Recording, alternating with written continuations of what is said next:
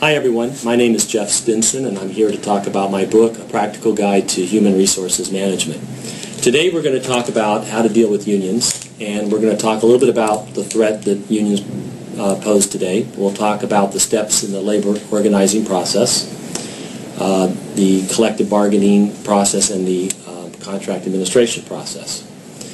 So currently unions make up about 12% of the workforce, which is down from 35% in the 1950s and 60s. And some of the reasons for that are that many of the traditional union issues that they used to have, such as safety and minimum wage and child labor, these are now mandated by current government laws.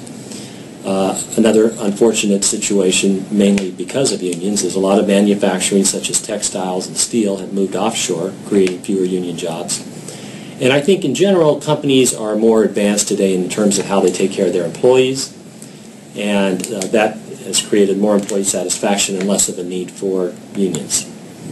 So the steps in the union organizing process, one thing you should always remember is unions are going to try and infiltrate your organization. They don't want to get caught.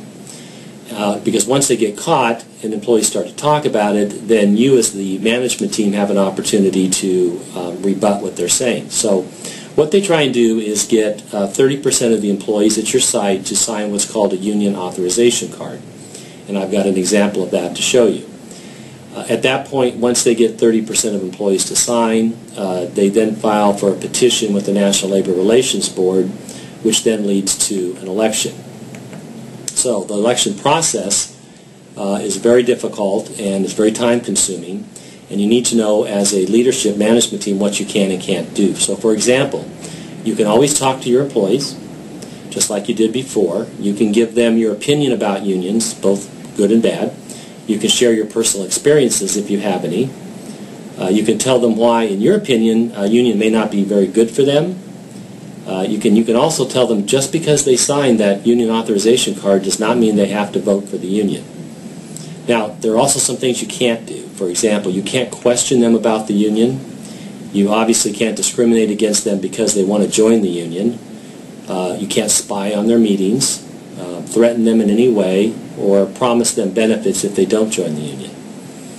Now, assuming that you lose the election, you then have to begin the bargaining process, and the National Labor Relations Board requires that you bargain in quote-unquote good faith. And there are some mandatory bargaining subjects that you have to bargain with the union, such as wages, benefits, and working conditions.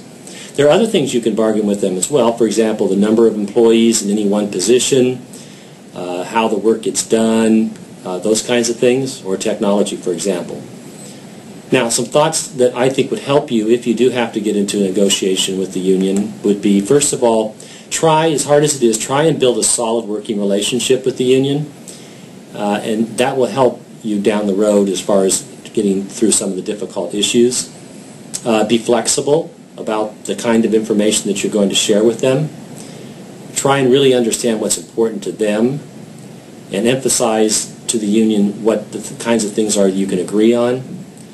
Search for solutions jointly, and to the extent that you can, be flexible. Now, once that's done, you then have a contract, and the contract will be subject to interpretation over the course of whatever many years that you have the contract with them. There will be grievances that will be filed claiming that you violated the contract, and these could also lead to arbitration. So some final thoughts. The National Labor Relations Board is first and foremost a political organization. The members are appointed by whatever party is in power at the time. I would describe them currently in a bit of a rogue state. They're doing things that are changing long-standing labor relations law. And we saw this in the case of Boeing, where Boeing wanted to build a plant in a non-union state, and the National Labor Relations Board sued them to try and stop that. So I would say finally stay tuned, because we're in for a long, bumpy ride. Thank you very much.